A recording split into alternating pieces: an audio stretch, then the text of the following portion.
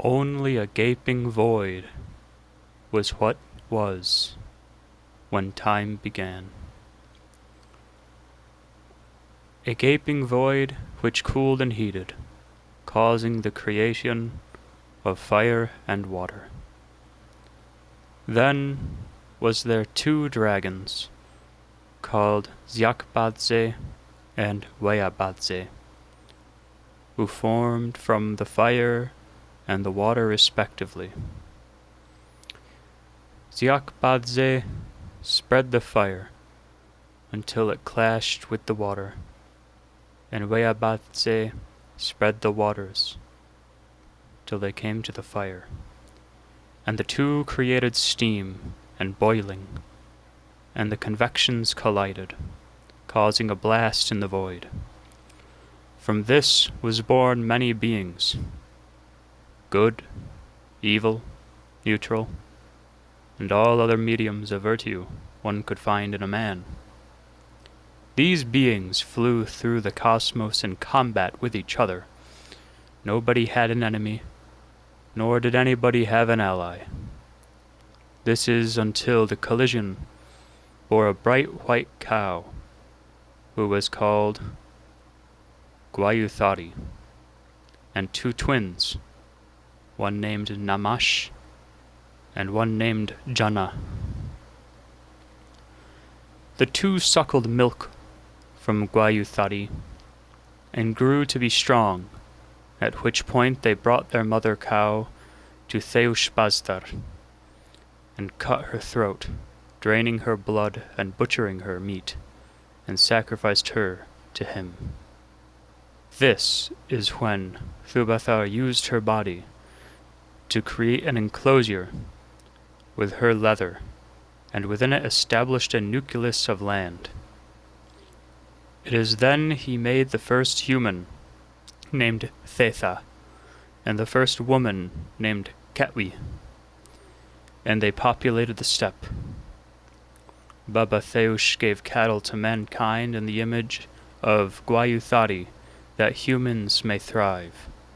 However, this is when the most evil of the outside chaos infiltrated the Nyahafathe, which Theus had created. A winding worm named Mythea, who snaked into the firmament. He used his many snaking heads to snatch up all the cattle, and took them to the high mountain where no man could go. When the people saw their cattle were all gone, they called to Thetha, who called upon the great Bargwamash for aid. The great god came down from heaven, and the people made him a chariot using an oak tree, and gave him horses to lead it. And so Bargwamash lifted a flint hammer from the earth, and rode his chariot up the mountain to face Mythea. He hurled his hammer toward the beast, but Mythea was stronger, and sent Bargwamash back down the mountain. Thetha used the last bit of the oak tree, the roots, and pressed them into a drink called shamo, which he gave to Bargwamash, thus empowering and rejuvenating him. Bargwamash stormed up the mountain and trampled Mythea, hurling his flint at him with thunderous might, thus killing him. Then did Ramzekash hurl the flint at the enclosure in which the cows were kept, and sparks flew from the heavens, and the cattle stampede from the cave down the mountain with Thama's thundering cart. And they rained from heaven back to the people of the earth. As thanks, Thetha made sacrifice to Bargwamash and Theush, who blessed them with the rain of Ehromaz, who made windows into the void for the gods to look out, to see oncoming enemies, and his eye was as bright as fire.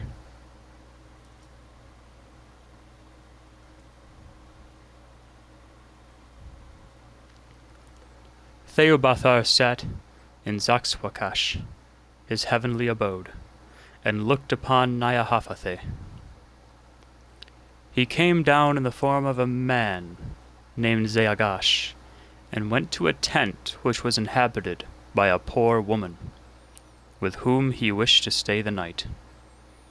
She made the guest a bowl of curd, and laid him a skin on which to sleep, and by night the two had laid together in passion. Zaryash left in the morning, and months later a child was born, named Ehon, who was destined to work long hours in the sun. And so Zaryash came to a tribe of people who were headed by a humble pair of man and woman. While the man was at war, Zaryash asked the woman for hospitality.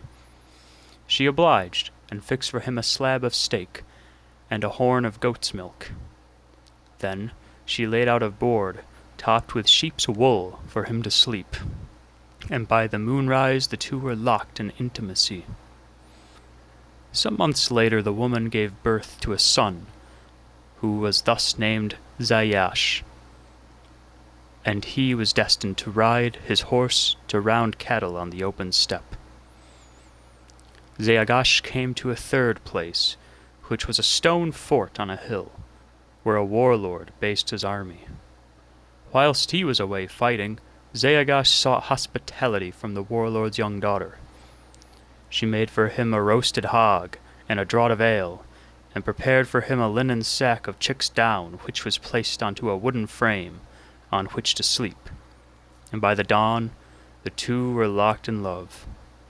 Some months later the daughter had a son, who was called Zaryanam, who was destined to take his father's place as a mighty warlord and patriarch of a powerful clan. Zaryanam and his clan were renowned by all, because it was the ancestor of the tribe who tamed the first horse and so established the steppe lifestyle.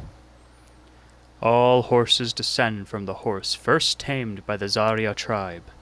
Therefore, this tribe was better at riding than any other tribe. Zaryanam was 14 when Theushbazda revealed himself and announced that he was his true father. On Zaryanam's 14th birthday, Theush took a wheel from the chariot of Zaryas and gifted it to him. The wheel was faster than any man-made wheel, and so Zaryanam re-engineered to make enough wheels for all Zarya chariots, which were the first and only chariots owned by any tribe in the world. The horses were prepared for riding, and the Zaryas dominated all other tribes of the steppe. Their women bore Zarya children that spring, and the whole race was from then forth called Zaryash, which means they who descend from Zaryanam, son of Theush.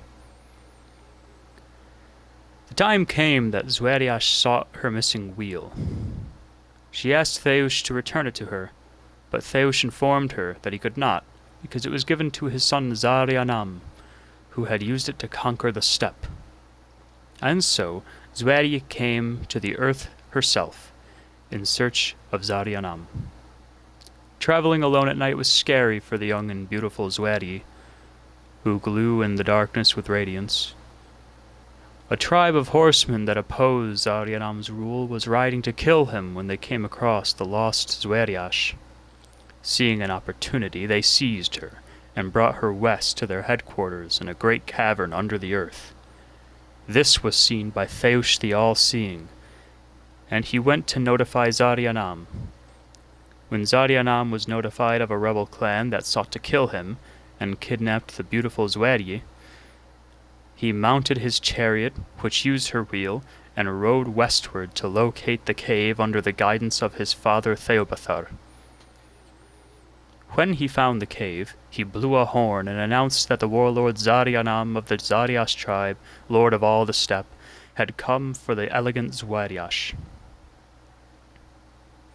The rebels announced that they would give her to him if he could defeat their serpent, the mighty Kayahweg, who emerged from the earth like a jagged bolt of lightning. And so the mighty Zaryanam charged the beast, moving faster than Kayahweg could, thanks to the wheel of Zarya.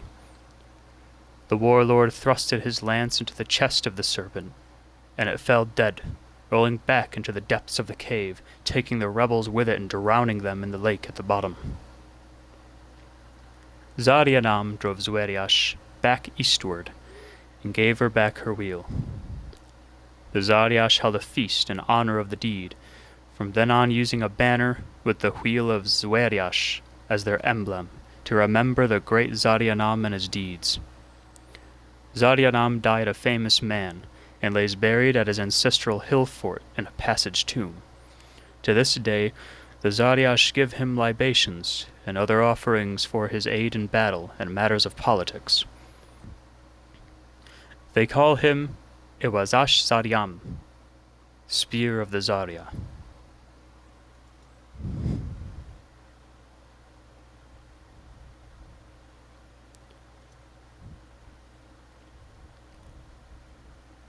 When Zaryanam ruled the Zarya,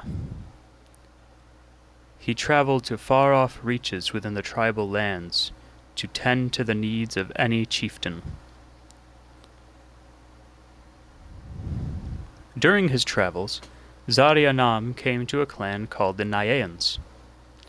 The patriarch of the Nyaeans was a famed warlord who aided Zaryanam in his unification of the Zarya, and was overjoyed to run into him again.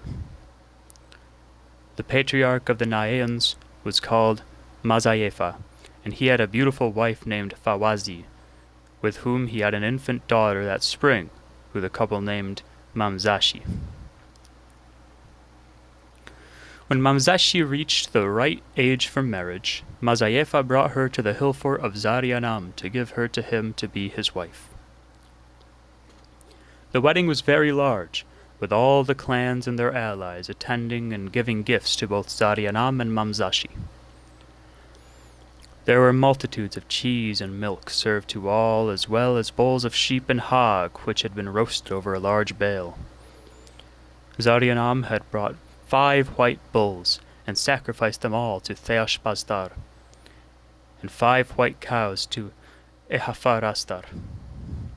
All in attendance were joyous and glad for the union between the new couple, all except for Ashewaba, patriarch of the Zamphaean clan.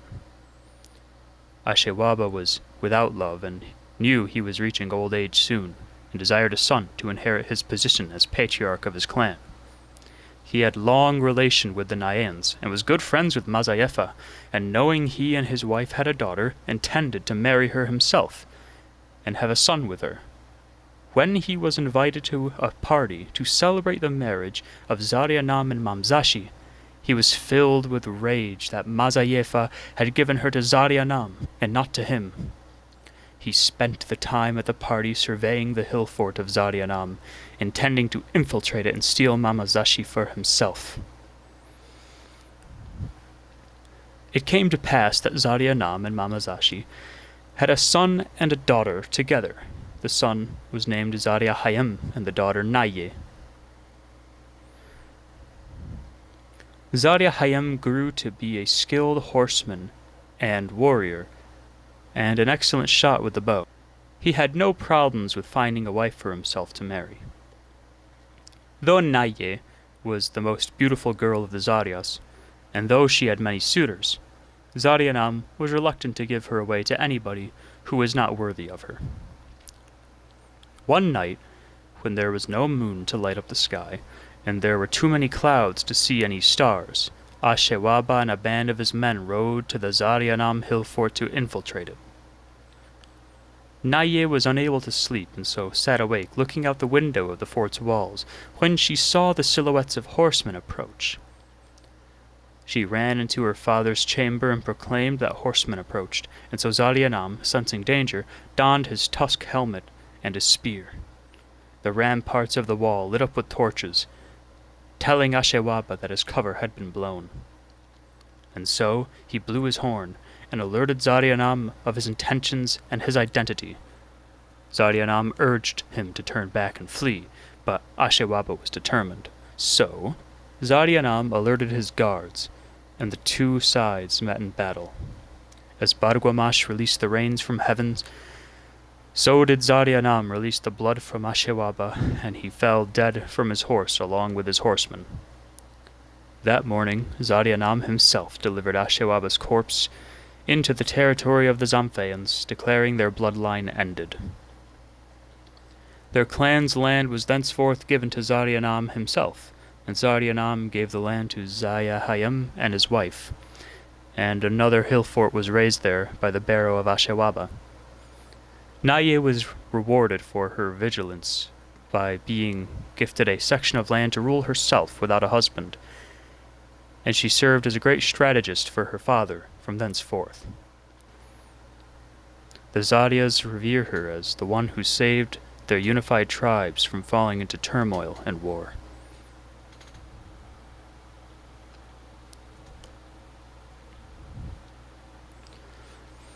One day, in the roaring waters, Ehramaz and Zakwesh went on a walk to discuss cosmic matters. Along the way, they saw an army of serpents, the brood of Kaiheweg and Mithea, speeding by at Mach speeds. Ehramaz knew immediately that an attack on the Naya Hafathe was imminent, and so in the oceans the two gods lit a fiery beacon, declaring that whosoever finds and takes it is worthy to save the world from the Zmakwar. The fire shone so brightly that Bargwamash saw its glory like a pillar of light from his heavenly abode. So he got into his wagon and rode to the beacon. Thamash came to the fire that burned from the waters and attempted to grab it with his right hand, but his hand went right through. So he tried with his left, but it went straight through.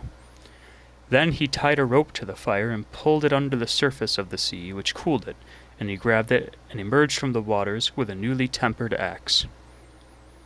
Ehrumaz and Zakwesh appeared to Bargwamash and told him what they saw, that the Zmakwar were infiltrating the Naya Hafathe, and pointed to the direction the dragons were going. So Thame Theothshak rode his cart to follow the Zmakwar and found them in a cave where they had erected a camp. He threw his battle axe into the cave, and it spun around the chamber, beheading all of the Zmakwar, and then returned to his hand. Bargwamash returned to his heavenly abode with all the dragons' heads as a trophy.